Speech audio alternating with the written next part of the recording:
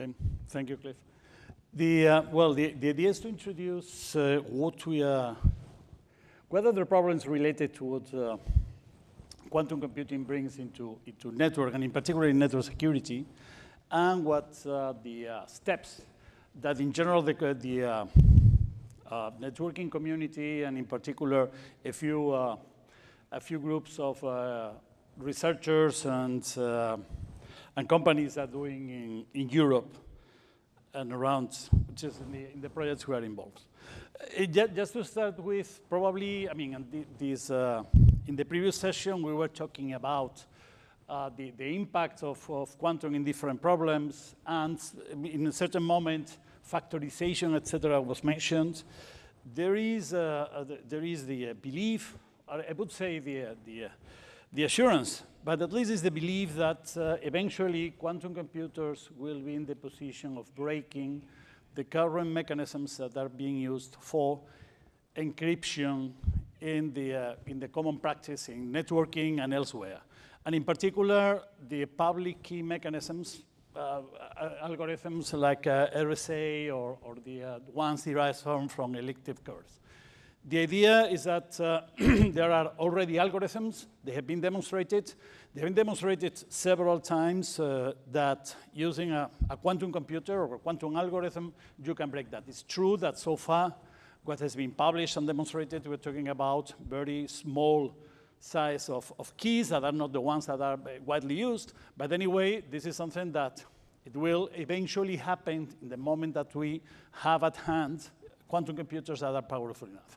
And this is normally people talk about a cryptographic relevant quantum computers. When that happens, the idea is that any of the keys that is being used currently in our networks will become suitable to be compromised. It would be possible to impersonate a person. It would be possible to fake an identity that is not real, or it would be possible to wiretap whatever the communication. And something that is becoming more and more true is that the cryptography is right now totally pervasive. It's used for securing communication and guaranteeing identity. And whatever we take for this is going to be complicated. The changes that we'll be needing, updating all the cryptographic mechanisms that we have right now in place for communication is going to take time and it's going to be expensive and complex. And there is something that is, when you see it for the first time, looks like something that it should be evident, but it's quite important in order to sell the sense of urgency that we have for addressing this. Is not only, and this is something that is known as the Moscow's inequality, that comes from a professor, from a Canadian professor, I think it's from British Columbia, isn't he? Sorry? Waterloo, sorry. Want to properly allocate it. So the idea is that it's not only the time that you need, it's not only the time in which a quantum computer would be powerful enough to break the keys of the cryptography, is that you have the problem that it's not only the time that you need for providing or for inventing the mechanisms for dealing with it, but as well is what you have there is what that would be Y, but as well is the time it would be needed to make a wide deployment of the solution, that would be X. If Y plus X is higher than the time said in having this cryptographic relevant quantum computer, we are in trouble. It's not only about, no, there will not be a quantum computer in 7 years. The problem is that you will need probably more than those 7 years to make the whole thing available and useful. So we have two approaches that are theoretically, or well, have been very often has been depicted as confronted. One that is coming from the math field, another one that is coming from the physics field. One is called post-quantum cryptography. Post-quantum cryptography is based on, well, there are the algorithms so far that have been used for public key crypto that are very much related with the factorization of big numbers, etc., are suitable to be to be broken by a quantum computer, well, let's invent other algorithms and let's apply the same basis of a mathematical, a hard mathematical problem and making the key and the encryption part of solving those problems. So we can change. Well, this is software-based, has a clear path for migration because it's changing the algorithms. It has several implications, but it's basically that. And it supports whatever the end-to-end connections. But on the other hand, it can be computationally attacked, and right now it's only safe. You don't have the proof that it's safe against whatever other quantum algorithms because they can evolve in the future. The other option that is based on quantum key distribution is based on quantum communications, it's based on physics, and the idea is that you rely on certain quantum effects to manage to have at the two endpoints of the communication a string of bits that can be used as a key. It can be done by different methods. There are different mechanisms for doing so. It's based on physical laws. It's computationally unbreakable in that sense, though, as usual, as in many other things in life, cannot be theoretically broken, but can be broken if the implementation is not strong enough.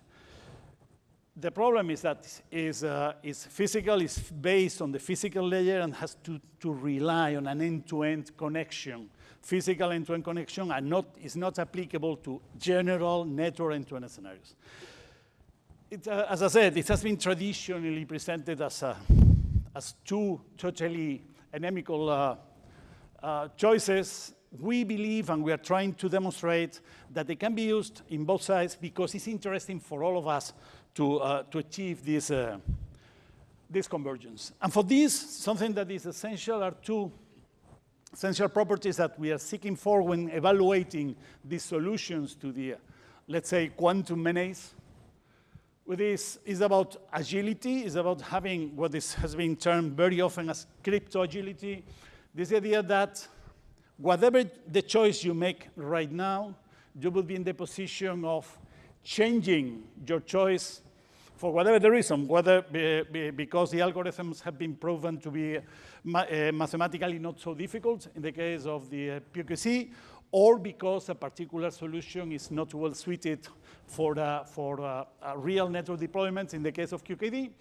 The idea is that you will be able to make an adjustment of the algorithms, of the methods, according to your needs and the technology evolution. Among other things, because as quantum computing itself, all these technologies, whether PQC or QKD, are in a very early stage, and it's difficult to make a strong bet for one of them, and it's important to have the opportunity of changing and keep a set of open architectures that can be applied.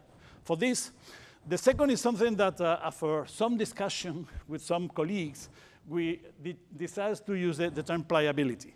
Among other things, because we discovered, originally we call it malleability, but we discovered that cryptographic malleability is already it's an already used term that has some properties that are not very nice in this environment. And in fact, has to do, if you're curious about that, it has to do with the basis of homomorphic computing, etc. So this pliability is the idea that you make it something that is affordable, basically. And it's affordable in terms not only economical terms, but as well in technical terms, that can be deployed and when deployed, can be integrated with the management, monitoring, and control mechanisms that are currently applied in the network, in the networks in general. It would not require a totally parallel network that would be totally unfeasible to be used. And for that, what we are focusing, and this is our focus right now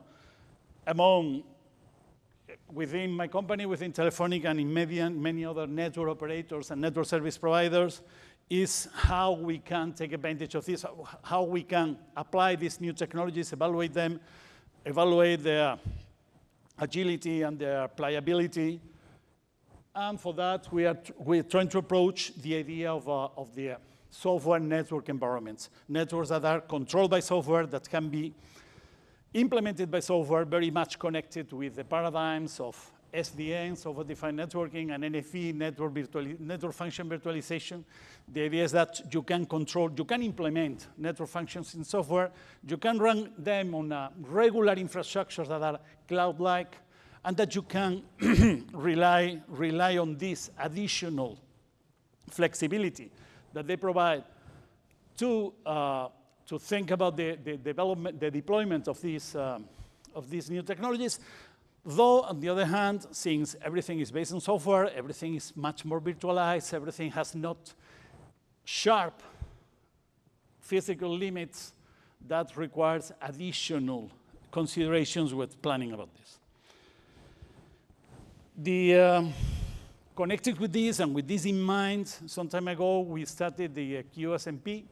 QSMP is an initiative that is supported and funded by the European Commission, that has, as you can see there, 42 partners from 14 different countries in the European Union, and is very much focused on developing technologies for guaranteing quantum safety in the networks, for integrating these technologies at all levels, at the device or component levels, at the network and system level, and to experiment with this and deploy in pilot that initially, because we're talking about, again, technologies that are in the initial stage, that are expensive to deal with, that are complex to understand and to employ, start with the governmental and related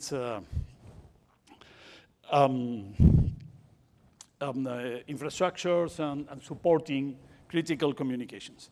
Basically, as you can say, well, these two graphics are about how it is structured. I would insist in that, as I said, we are trying to cover the whole supply chain. The QSMP has participants from among device manufacturers, about system integrators, among people that are doing electronics, and among network service providers that will be in the position of making the whole integration and taking advantage of it.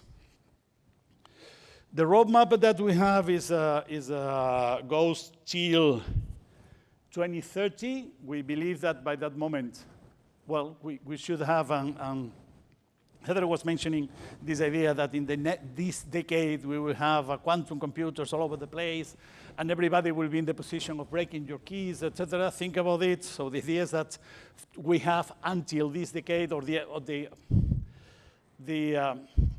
timeline that we have identifies that by the end of the decade, these technologies should be in place, should be, if not widely used, at least we should have identified clear basic components, clear protocols and integration patterns, and clear mechanisms for the deployment and the operation of quantum-safe infrastructures. For this, we have started working recently. So we have, starting with some foundations, identifying what is a basic node. Apart from the diagram, if you're curious about the diagram, we can discuss about it, but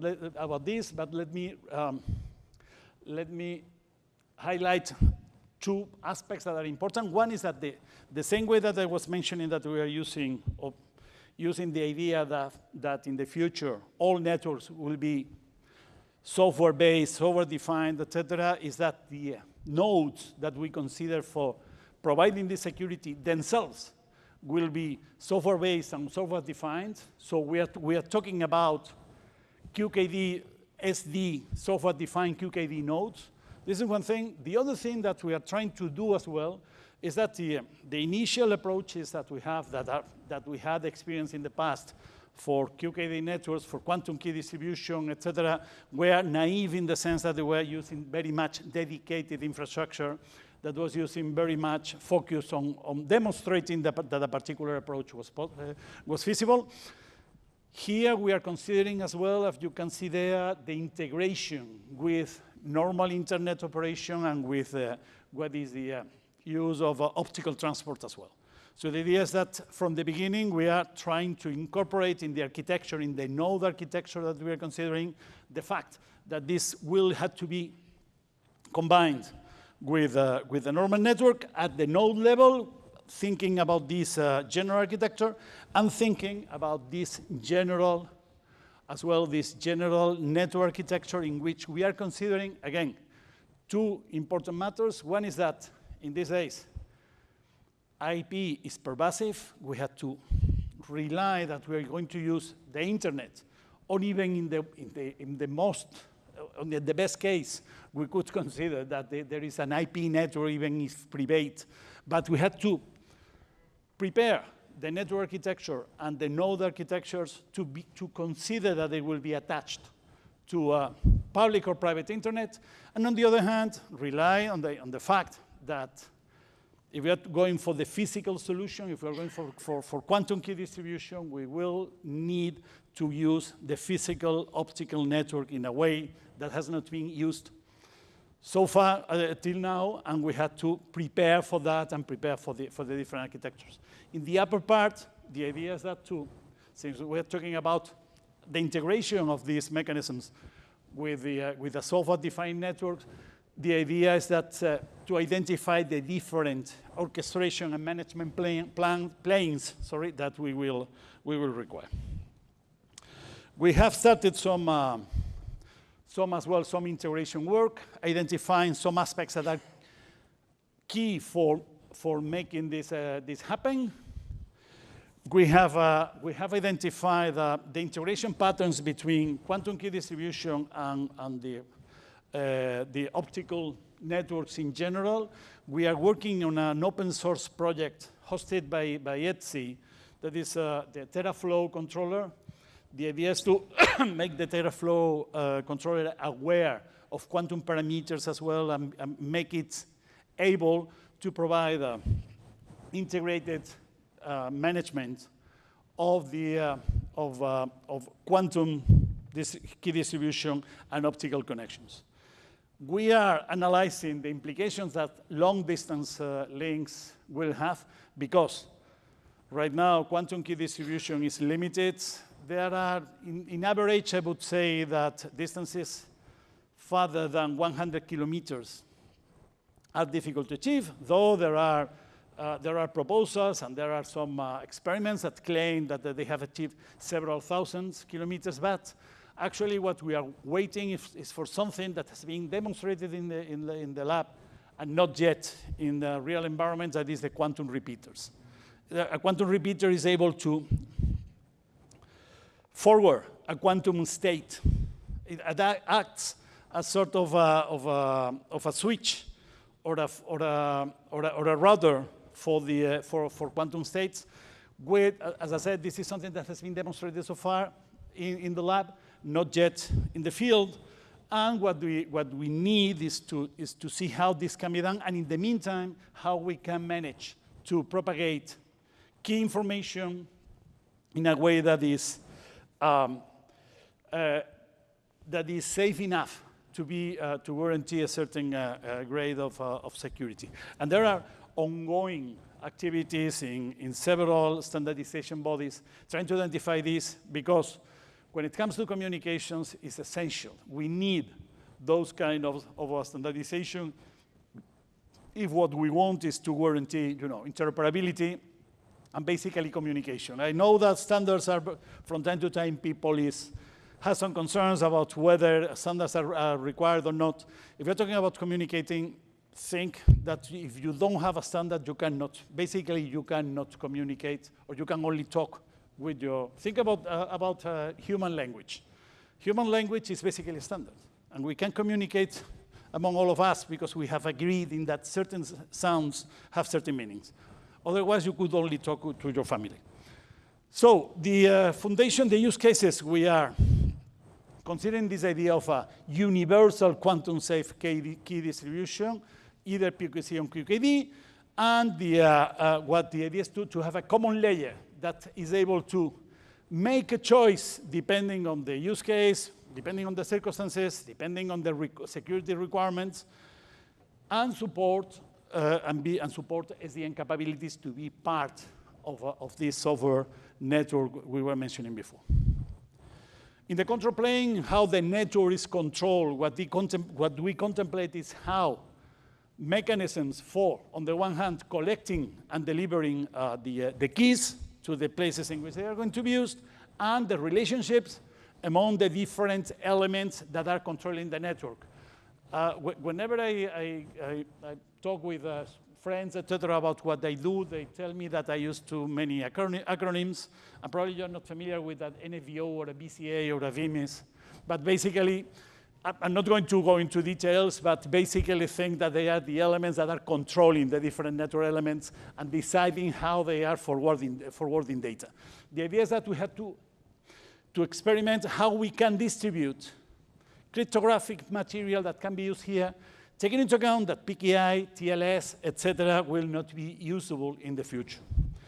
When it comes to data itself, the data that the network is forwarding from one endpoint to another endpoint, what happens in what we call the data plane, basically the scenarios here is about making safe the direct connections among particular functions, and these are basically we are advocating for using IPsec for certain functions, and the idea is how we manage to distribute this IPsec going beyond the current mechanisms that are being used inside whatever the equipment that is using IPsec for establishing a secure connection. And finally, we are considering as well the cloud native scenario in which dealing with a system like Kubernetes, et cetera, and so we can guarantee that connections among the different elements are secure, and distribute the keys that are used for secure communication. For that, what we have is this, what we have in Madrid, we are proud to have, and insist in this very much whenever we have the opportunity, we have the biggest quantum infrastructure based on an actual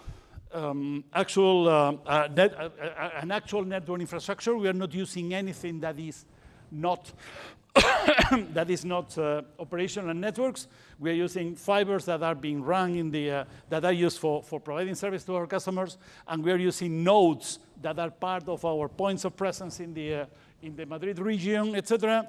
And the idea is that we are trying to demonstrate and to experiment with the different technologies, with the different mechanisms for controlling the network, delivering the keys, etc. Just to give you an example, this is two things that I believe are important. What you see there up there is the diagram that we have for two nodes, the connection of two nodes. That when you go to the real detail and you take into account that you are connecting inside a real network, things that are just a link, you have a ball, another ball, and a line that connect them, and you say, no, this is quantum, I'm classical. The real thing is quite more complicated because you have to take into account all the control signals, you have to take into account the integration with the network, you have to take into account how you're exposing your API, etc. So we are considering all the implications that doing this integration is having, and we are trying to run several experiments that go a little bit beyond simply securing interactions. Like, for example, we have made some experiments in mobile networks using 5G technologies, or something that we believe has a interesting, we have an interesting application that is what we call proof of transit. That is how you can guarantee that the packets are passing exactly through the nodes in the network they were intended to pass through, and not others. And just to conclude, these are the contacts, and this is the information on the QSMP in which you are participating. If you're interested, if you want to give it a try, or to consider some use case, or to bring you're working on a particular device or communication mechanism or whatever that you want us to evaluate, use, play with, whatever, please contact us there. And that's all. Thank you. Well, thank you, Diego. That's very, very good.